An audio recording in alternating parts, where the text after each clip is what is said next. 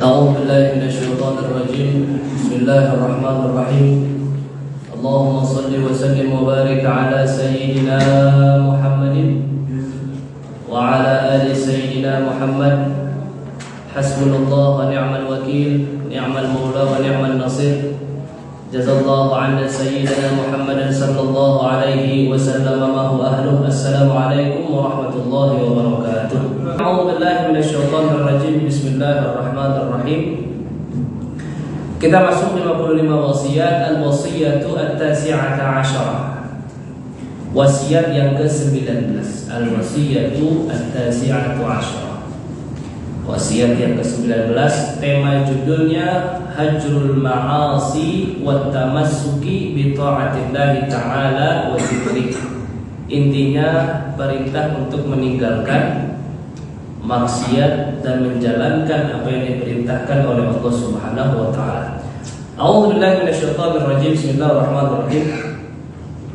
An Ummi Anas radhiyallahu anha annaha qalat. Dari Ummu Anas, beliau berkata, "Ya Rasulullah, ausini, ya Rasulullah, berikanlah wasiat kepadaku." Hebatnya sahabat zaman dulu, ketika bertemu Rasulullah senang diberikan nasihat atau wasiat dari Rasulullah sallallahu alaihi wasallam. Kalau dulu Pak, zaman Rasulullah, tabi'in, setelah tabi'in, wasiatnya isinya semua tentang ilmu dan nasihat. Wasiat, penggunaan wasiat tentang ilmu dan nasihat. Zaman sekarang isi wasiat apa Pak? Anak buah yang nomor 1 kontrakan 2 pintu di ujung Bekasi. Anak buah yang nomor 2 dapat tanah di tempat A, tempat B. Jadi penggunaan wasiat agak melenceng. Wasiat dulu tentang ilmu, wasiat sekarang tentang harta. Sekalipun di Islam tidak apa-apa, tapi ingat, dalam hak waris wasiat hanya boleh disalurkan atas nama wasiat hanya 30% dari total harta waris. Umpama Bapak A punya harta 1 miliar harta warisan, anaknya laki 2 perempuan 2. Kemudian bapaknya ini sebelum meninggal nulis wasiat, semua harta saya untuk anak saya yang pertama. Itu boleh atau tidak? Enggak. Wasiat hanya boleh dikeluarkan 30% dari total harta tinggalan. Berarti kalau 1 miliar 30%-nya berapa? 300 juta. 700 jutanya dibagi secara waris. Ada yang dapat mungkin 1/6, ada yang dapat mungkin 1/8. An Ummi Anas radhiyallahu anha annaha qalat, "Ya Rasulullah, ausini, ya Rasulullah, wahai Rasulullah, berikanlah aku wasiat." Qala uhjuri al-ma'asi. Wahai Ummu Anas, jauhilah. Hijrah itu kan artinya tinggalkan. Uhjuri al-ma'asi. Wahai Ummu Anas, tinggalkanlah olehmu perkara-perkara maksiat. Pertanyaannya, melihat anak muda-mudi pacaran belum nikah, kita diam saja, kita melakukan maksiat apa enggak?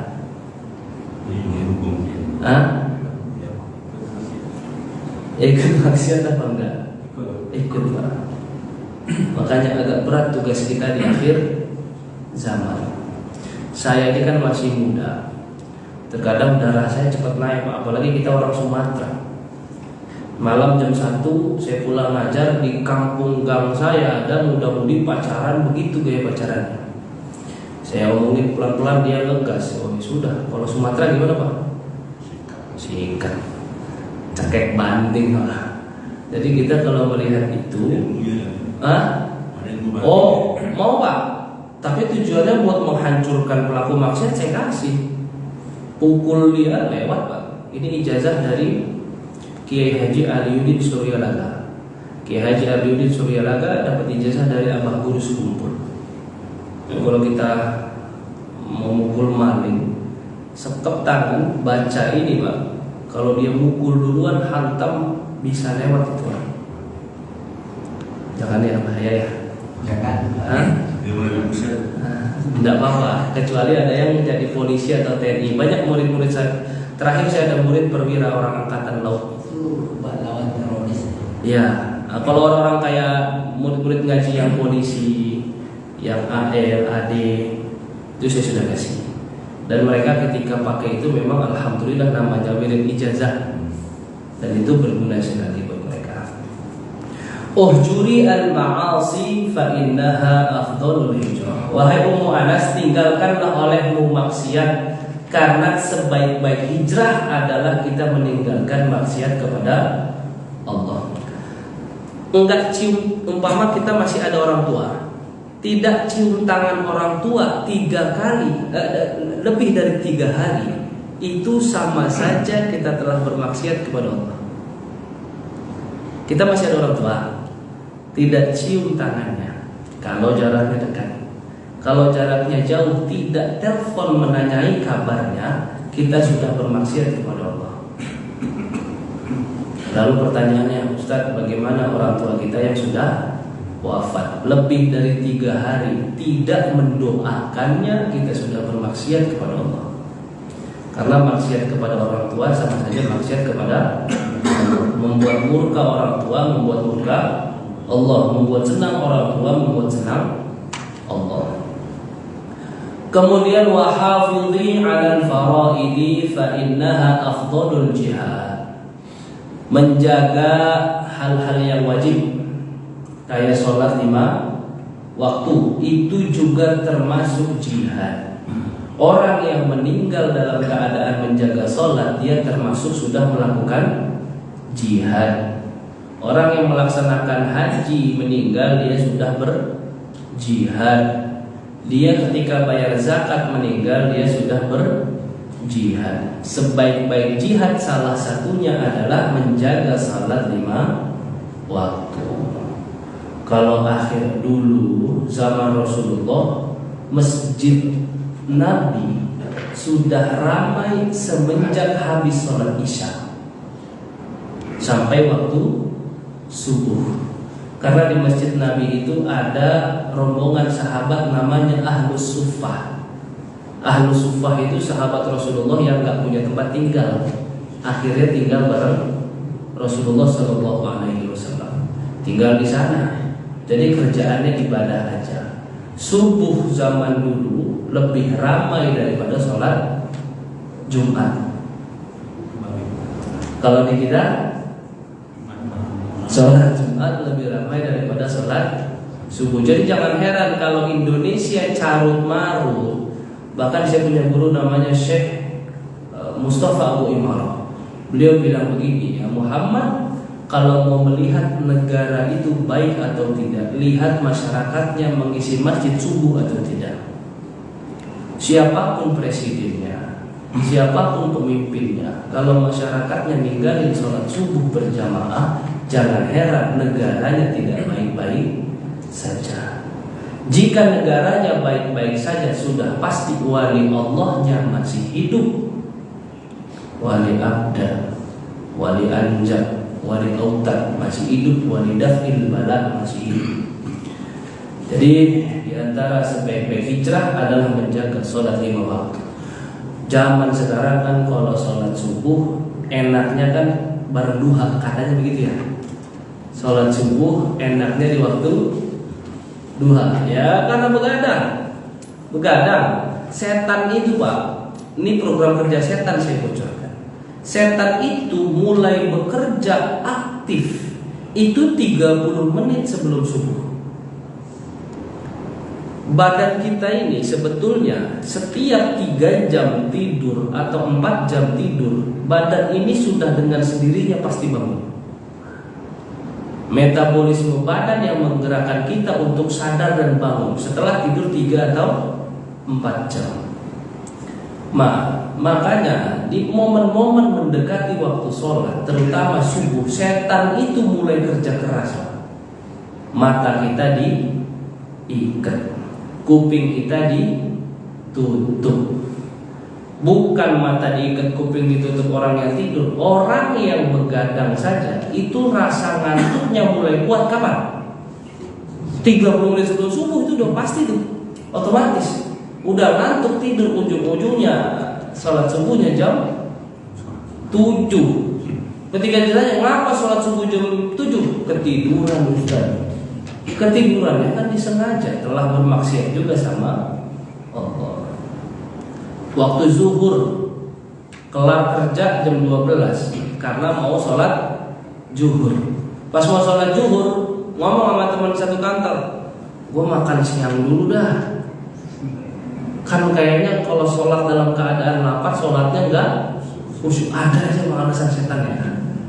Makan siang dulu dah gua gitu ya. Makan siang dulu. Pas makan siang temen nongkrongnya datang ke satu meja lagi makan sambil ngobrol. Kelar-kelar makan jam 1:45. Abis makan kan kagak enak kalau abis makan kagak ngudut. Nggak ngerokok, nggak ngasep. Abis makan ngerokok lah dulu. Ngerokok ketawa-tawa. Rokok kagak enak kalau kagak pakai kopi Pak.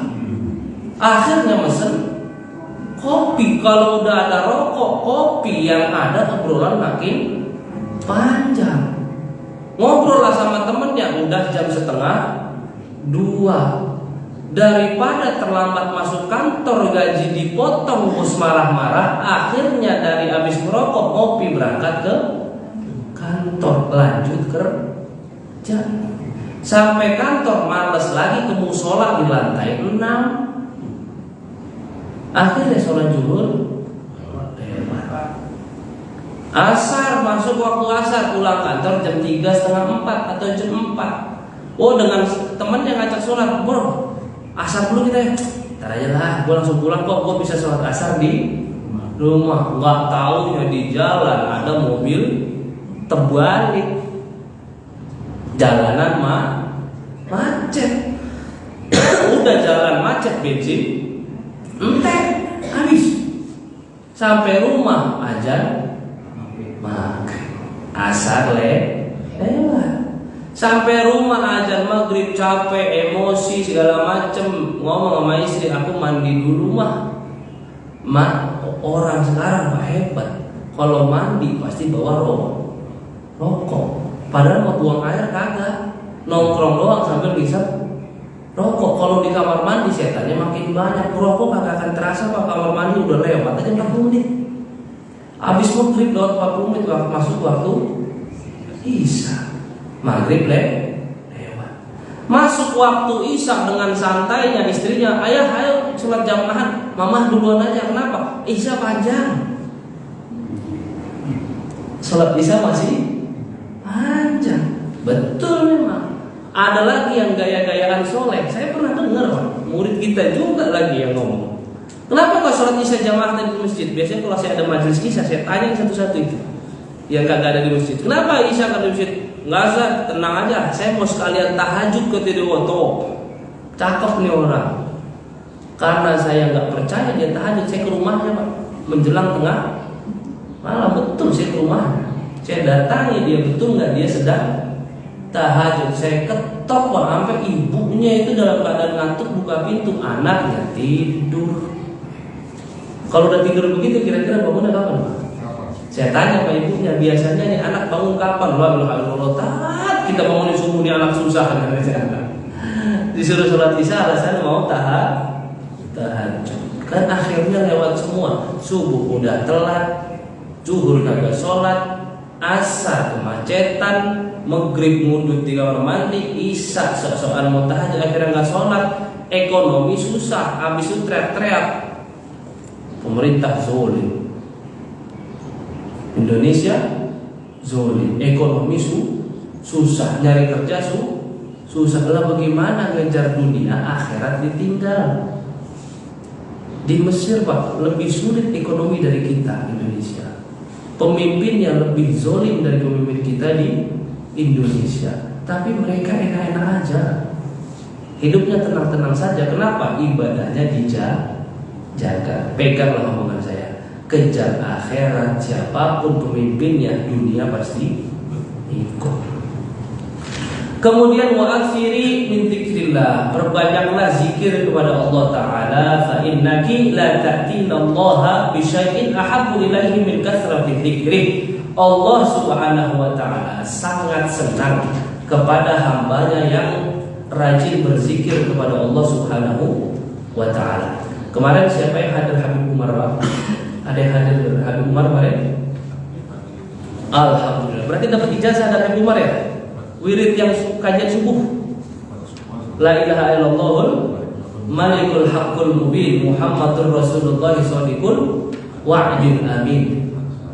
100 kali alhamdulillah. Udah dapat Pak? Ada lagi yang dapat? Nanti kalau mau sanadnya ada sama saya.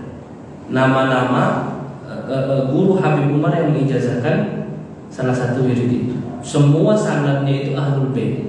Sanad yang disampaikan Habib Umar semuanya ahlul bait. Ahlul bait apa artinya Pak? Anak cucu keturunan Rasulullah SAW. Kemudian hijrah. Di antara makna-makna hijrah ada yang pertama aqsamul hijrah. Saya nggak tahu di lembar berapa itu. Di lembar kedua gitu Pak. Aqsamul hijrah. Model-model hijrah. Yang pertama al-hijratu ilal Habasyah. Hijrahnya sahabat Rasulullah ke salah satu negeri namanya Habasyah. Di Habasyah ada penguasa. Habasyah itu di daerah Afrika Utara, Ethiopia. Di Habasyah ada penguasa di sana, raja di sana agamanya Kristen. Berarti dia non Muslim. Luar biasanya Rasulullah, ketika Rasulullah tahu si Kristen ini dia adalah pemimpin yang adil, Rasulullah merintahkan sahabatnya berangkat ke Habasyah. Ngapain Pak? Datang ke sana, minta perlindungan karena saat itu kafir Quraisy menyiksa umat Islam di Makkah. Saya awalnya nggak percaya kisah ini Pak. Kok bisa-bisanya Rasulullah minta perlindungan sama raja non Muslim? Ternyata setelah saya kaji, saya cek, oh ternyata raja Habasyah ini non Muslim tapi ahlul kitab. Kemudian dia juga berlaku adil. Dan betul saja, ketika sahabat hijrah ke Habasyah, sahabat Rasulullah dilindungi betul sama raja Habasyah ini. Hingga akhirnya raja Habasyah ini sebelum wafatnya dia beriman kepada Allah dan Rasulnya. Siapa nama rajanya? Ada di bawah itu Ismu Malikin Najasyi. Habasyah itu ya sering disebut dengan sebutan Raja Najasyi. Di lembar setelahnya namanya Ashamah bin Abjar. Nama Raja Najasyi ini Ashamah bin Abjar. Itu hijrah yang pertama, hijrah dari Mekah ke Habasyah. Yang kedua al-hijratu min Makkah ila Madinah. Hijrahnya Rasulullah dan para sahabat dari Mekah menuju Madinah. Disitulah mulai salah satu sholawat dibaca. Apa sholawatnya Pak? Tala'al badru alaina. Telah datang cahaya rembulan yang terang benderang kepada kita. Min thaniyatil wada' dan seterusnya. Itu hijrahnya Rasulullah dari kota Makkah menuju Madinah. Dan saya pernah dapat satu adat istiadat menarik Pak. Ketika tahun 2018, kebetulan adik kelas saya sakit. Saya bawalah dia ke rumah sakit. Rumah sakit di sini juga ruang-ruangnya banyak. Di beberapa ruangan di situ tempat persalinan. Dan ada salah satu anak yang lahir di sana. Itu yang buat saya ajib, adat yang luar biasa. Anaknya lahir tidak diazankan Pak. Tapi ketika keluar dari rahim ibunya, anaknya ngoe-ngoe, ayahnya baca sholawat tola'al badr. Itu saya merinding dan ujung kaki sampai ujung kepala. Anak lahir dibacakan tola'al badr. Selesai baca tola'al badr, baru ayahnya azankan dan komatkan. Dari situ saya bilang sama istri, nanti kalau anak kita lahir, gua mau baca itu, baca tola'al badru alaina, biar dapatlah minimal cahaya Rasulullah SAW. Itu yang kedua. Hijrah yang ketiga, hajrul muslimu akhahu ba'da thalathi layali. seorang manusia berantem, terus musuh-musuhan sama saudaranya lebih dari 3 hari, itu juga bisa disebut dengan istilah hijrah. Si saudara ninggalin saudaranya gara-gara pertengkaran. Yang keempat, hajrul zauji az-zaujata idza tahaqqaqa nusyuzahunna. Suami pisah ranjang dari istri ketika ketahuan istrinya berbuat nusyuz. Apa nusyuz? Perkara yang dilarang dalam Islam. Ya, istilah curang lah. Itu juga bisa disebut hijrah. Yang terakhir, al-hijratu minal ma'asi ila ta'ah. Hijrah dari maksiat menuju taat kepada Allah Subhanahu wa taala. Baik Bapak Ibu yang dirahmati oleh Allah Subhanahu wa taala, semoga perkara hijrah ini bisa menjadikan kita betul-betul niat. Seandainya kita ada melakukan banyak dosa, niatkan dari sekarang hijrah untuk meninggalkan dosa-dosa. Tapi ingat, hijrahnya betul-betul, bukan cuma masuk komunitas hijrah yang lagi viral. Agak ngeri juga, masuk komunitas, namanya komunitas hijrah, tapi komunitas ini tidak mau bergabung sama orang-orang yang tidak masuk komunitas hijrah. Bahkan sampai beranggapan seandainya belum masuk golongan hijrah berarti dia pelaku maksiat. Itu yang tidak boleh. Baik Bapak Ibu yang dirahmati Allah Subhanahu wa taala, semoga yang disampaikan bisa bermanfaat. Kita semua mendapatkan ampunan dari Allah Subhanahu wa taala.